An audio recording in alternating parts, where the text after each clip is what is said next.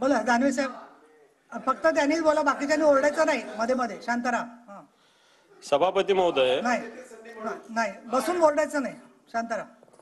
खरं तर point of information मध्ये कठोर निर्णय घेणं भाग पडतात. सभापती महोदय, तुम्ही मला एवढा वेळ 289 ला दिला नाही, एवढा वेळ भारतीय जनता पार्टीच्या गटनेत्याला दिला. खरं तर हा अन्याय आहे.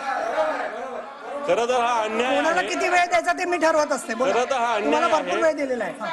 पण माझा या विषयातला मुद्दा असा आहे, मनोज जरांगे पाटलांनी आरोप स्पेसिफिक उपमुख्यमंत्री देवेंद्रजी फडणवीस यांच्यावर केलेले आहेत. परंतु मागचं सगळं 2, 4, 6 महिन्याचं आंदोलन बघितलं तर त्यांनी माननीय मुख्यमंत्र्यांवर कधी आरोप केले नाही, माननीय उपमुख्यमंत्र्यांवर कधी आरोप केले नाही. सभापती मला बोलू द्या. सभापती महोदय, त्यांनी सगळे नाव घेतलं, मला बोलू द्या. तुम्ही 1 मिनिटात संपवा. आणि मग त्यांनी हा वादाचा विषय कसा करता तुम्ही? मुख्यमंत्र्यावर आरोप केलेले नाही, उपमुख्यमंत्र्यावर, दुसऱ्या उपमुख्यमंत्र्यावर आरोप केले नाही, तर स्पेसिफिक देवेंद्रजी फडणवीस यांच्यावरच का आरोप केले? तर आमचंही म्हणणं त्याची चौकशी व्हावी, आम्ही कुठे नाही म्हणतोय. याची चौकशी झालीच पाहिजे.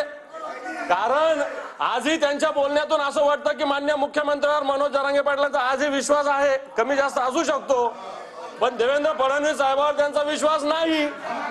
आणि याच्यात जातीयवाद निर्माण करणं, आणखी काय काय तुम्ही बोलले मला लक्षात नाही. ते काहीतरी बोलले तुम्ही, मी काय बोलत नाही, मी जातीयवादाचा काही बोलत नाही, परंतु त्यांच्याविषयी बोलले तर त्याची चौकशी व्हावी, आमची पण मागणी आहे ना, आम्ही कुठे नाही मागणी करत आहे.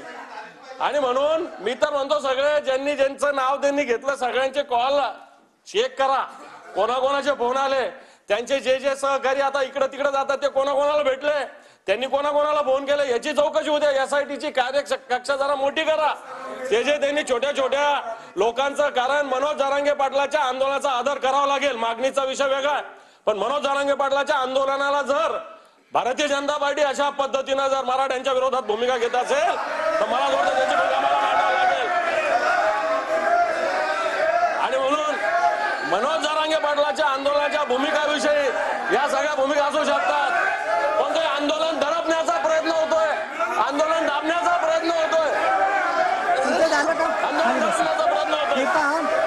सन्माननीय विरोधी पक्षनेते, तुमचं पूर्ण झालेलं आहे, 1 मिनिट झालंय तुमचं, तुम्ही वेळ करा. आणि तुमचं जे वाक्य आहे की भारतीय जनता पार्टी मराठ्यांच्या पाठीमागे त्यांच्या विरोधात भूमिका घेत असेल, हे वाक्य मी काढून टाकते आहे, कारण तसा त्यांचा म्हणण्याचा अर्थ नव्हता.